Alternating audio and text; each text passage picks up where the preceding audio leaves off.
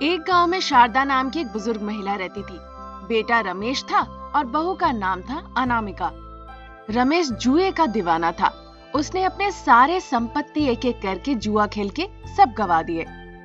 ताकि रमेश को इस लत से छुटकारा मिल जाए, शारदा ने रमेश की अनामिका से शादी करा दी।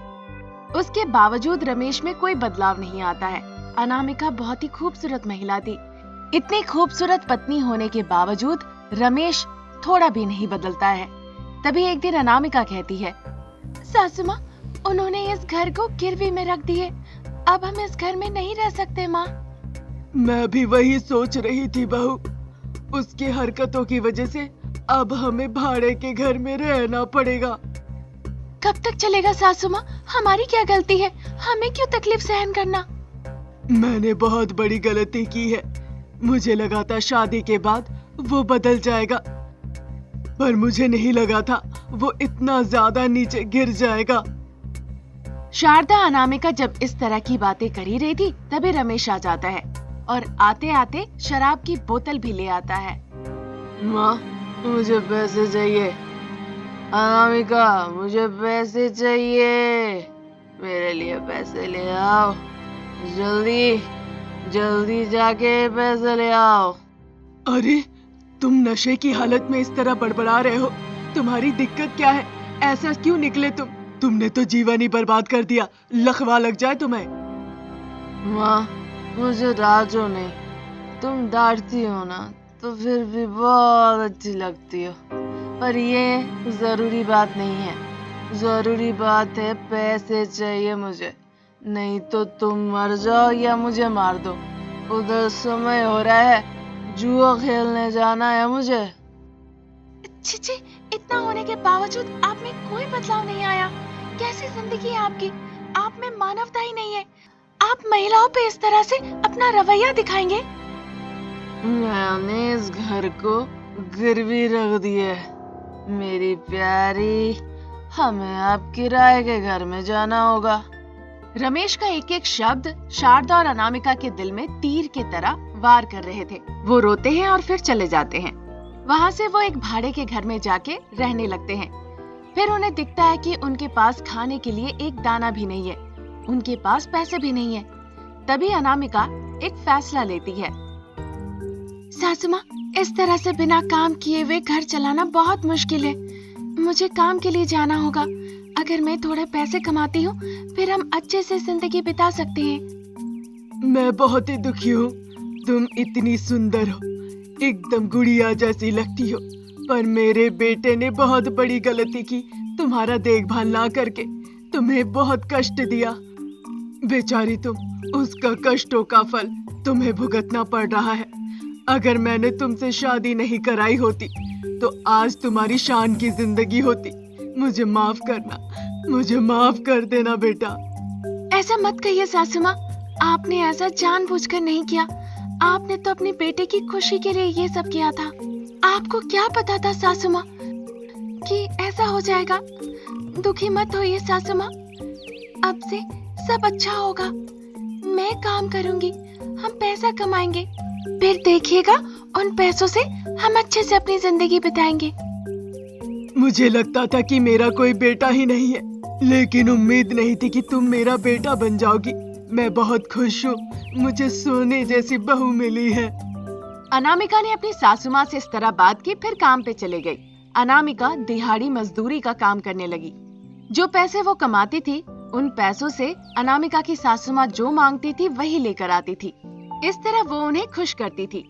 एक दिन अनामिका जब मजदूरी का काम कर ही रही थी, तभी एक बड़ा बिजनेसमैन रविंद्र वहाँ आता है और अनामिका को देखकर आश्चर्य रह जाता है।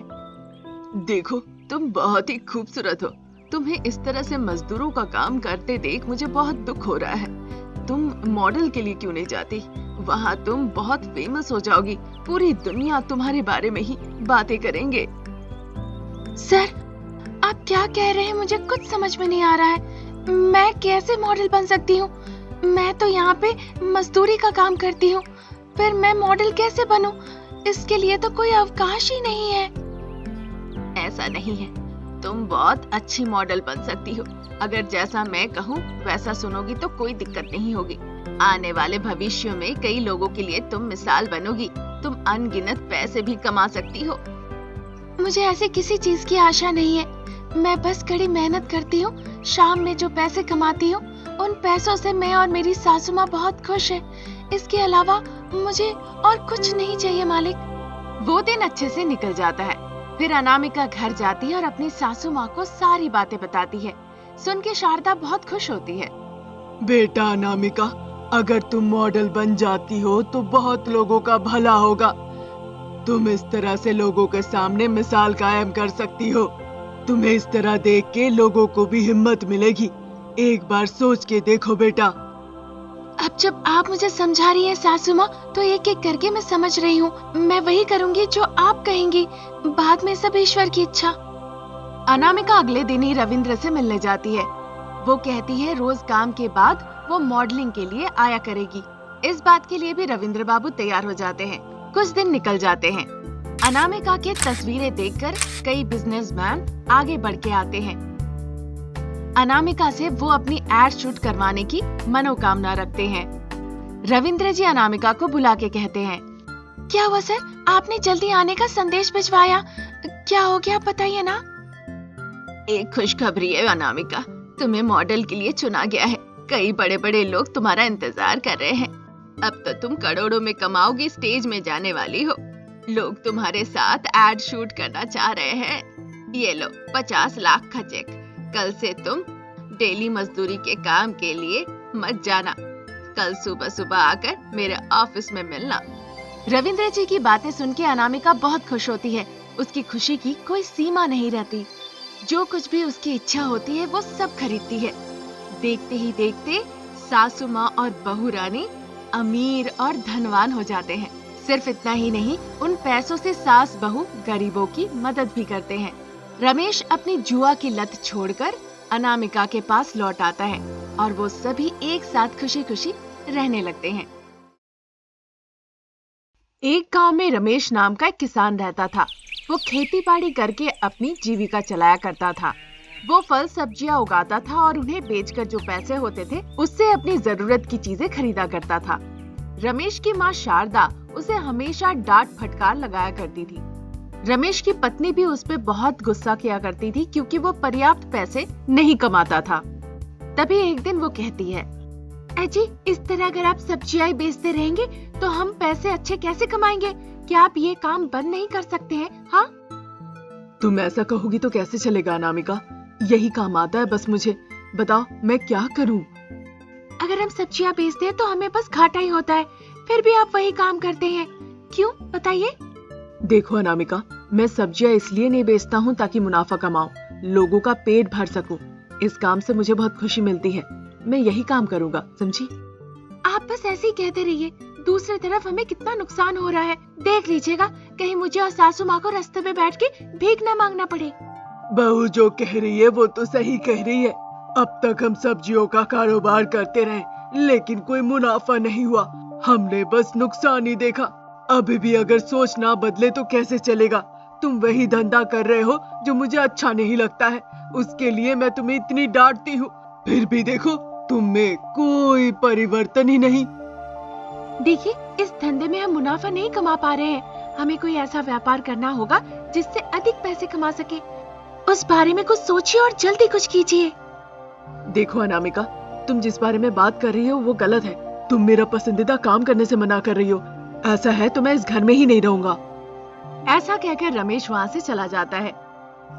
अनामिका और शारदा रमेश की बातें सुनकर दुखी हो जाती है। उस रात अनामिका फिर से अपने पति से इस बारे में बात करती है। अजी देखिए, अगर हम अच्छा पैसा कमाते हैं तो कल हमें कोई नुकसान नहीं होगा, कोई समस्या नहीं होगी। अपने विचारों को बदलिए और सोच के देखिए ना, कुछ अच्छा करते हैं। तो तुम्हारे हिसाब से मुझे क्या करना चाहिए बताओ? तुम तो मुझे परेशान कर रही हो। अच्छा, तुम्हारे दिमाग में जो है मुझे बताओ। तुम बोलो, मैं सुनूंगा। अब बोलो भी। आज से आप सब्जियां बेचना बंद कर दीजिए। रोज मत बेचिए, वो काम हमें दे दीजिए। बाद में हम देख लेंगे उसे कैसे करना है।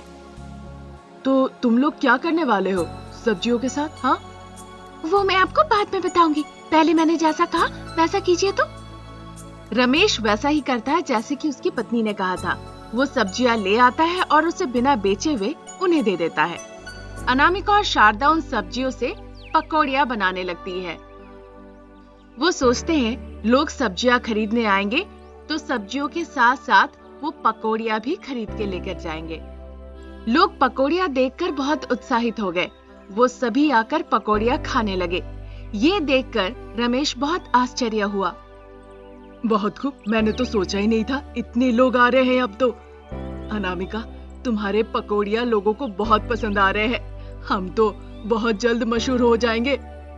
हाँ, हमें बहुत अच्छे मुनाफे भी हो रहे हैं। अगर ऐसे ही व्यापार चलता रहा तो बहुत जल्द लखपति बन जाएंगे। सासू माँ, हम अभी बहुत सस्ते दामों में बेच रहे हैं। अब से हमें थोड़ा भाव बढ़ाना होगा।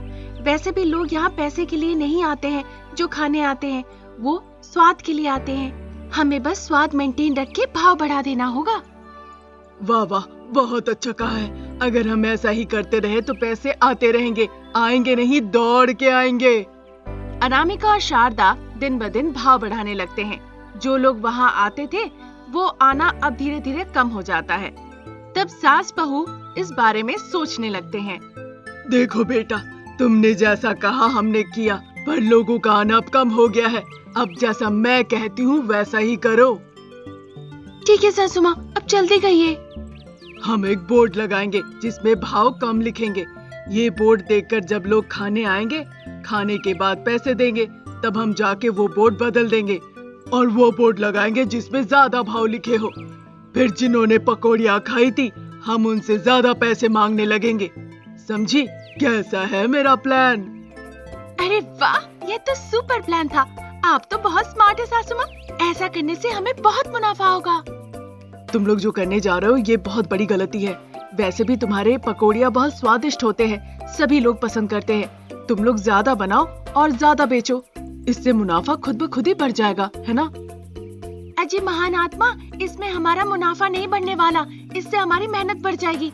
हम जो मेहनत करते हैं उसका मुनाफा नहीं मिल रहा है, बस यही बात है। हाँ, हमें ज्यादा कमाने होंगे, तभी हमें वो मिल सकते हैं जो हम चाहते हैं। छी, तुम लोग नहीं बदलोगे, तुम्हारी गंदी सोच नहीं बदलेगी। सास बहू को रमेश घृणा की नजरों से देखने लगता है।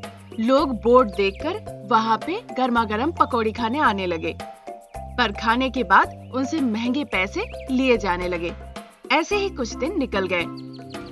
सास बहू की इस तरह की लूटने की बात गांव के सब इंस्पेक्टर रविंद्र के कानों तक पहुंच जाती है। इंस्पेक्टर रविंद्र साधारण इंसान बनके सास बहू के दुकान आते हैं पकौड़ियाँ खाने। उन्हें भी सास बहू उसी तरह ठगते हैं। तब जाके इंस्पेक्टर साहब अपनी असलियत बताते हैं। मुझे पहले से ही पता था, इसलिए मैंने आपकी गलतियाँ पहले से ही ढूंढ ली। मैं इस गांव का सब इंस्पेक्टर रविंद्र हूँ। आपको धोखाधड़ी पकड़ी गई है, आपको मेरे साथ पुलिस स्टेशन जाना होगा। चलिए, जेल चलिए। अरे इंस्पेक्टर साहब, हमें माफ कर दीजिए। हमने ये सब पैसों के लिए किया, हमें छोड़ दीजिए एसआई साहब। अगर आप चाहते हैं तो हम आपको भी पैसे देंगे। उसकी कोई जरूरत नहीं है। अब आप लोगों को जेल जाना पड़ेगा। वहाँ की रोटियां तोड़ेंगे तो आपको गलती समझ में आएगी। हमें माफ कर दीजिए बाबू, आज के बाद हम किसी को नहीं ठगेंगे। सच कह रहे, अब से किसी को उल्लू नहीं बनाएंगे, हमें माफ कीजिए। इंस्पेक्टर रविंद्र बाबू की बातों से सास बहू की सोच बदल जाती है। वो हाथ जोड़ के आंसुओं के साथ माफी मांगने लगते हैं। तब रविंद्र बाबू उन्हें छोड़ देते हैं। तब से सास बहू बहुत ही ईमानदारी के साथ अपना व्यापार चलाने लगते हैं। उन दोनों में ऐसा बदलाव देखकर रमेश बहुत खुश होता है।